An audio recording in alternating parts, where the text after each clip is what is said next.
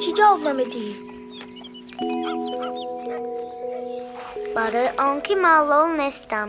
من لولم. تو نویماره خطا گرفتی.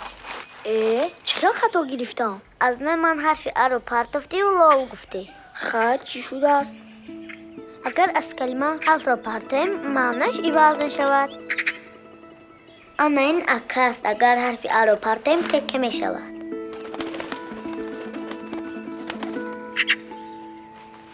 این درخت انار. اگر از انار حرفی ا را گیریم نار می شود. دیدی به حرفی ا نمی شود. تو حرفی ا را نمی دونسته. نمیدونستی. از تو زور میدونم. کنی ا بگو.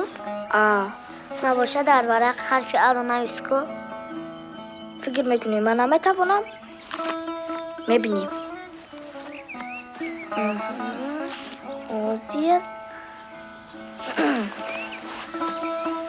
مانا هیچ نیست کو. خیلی نیست. مانا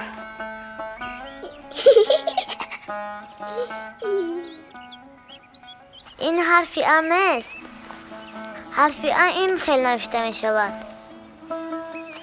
انا دیدی این حرفی است. فهمیدم اکنون. آسان بوده است. لالا پس این چوب مانند بوده است. آفرین دوستم. این به حرفی ا مانند است. لالا بیا بازی حرف یا بک میکنیم. چه فکری خوب. کنی بینیم حرفی ا باز در کجاست؟ ها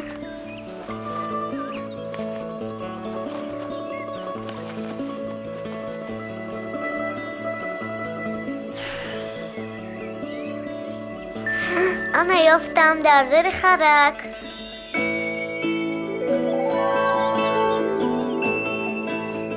لالا من حرفی ها رو خودم ساختم. تو بلوچه بسیار یافتی. انا باز حرفی ا.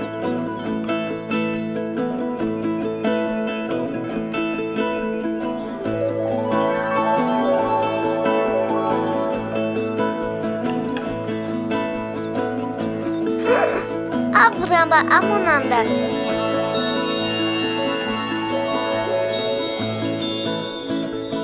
بچه‌های عزیز، کنی به اطرافتان نگاه کنید. آیا یگان حرفی ا یافته می‌توانید؟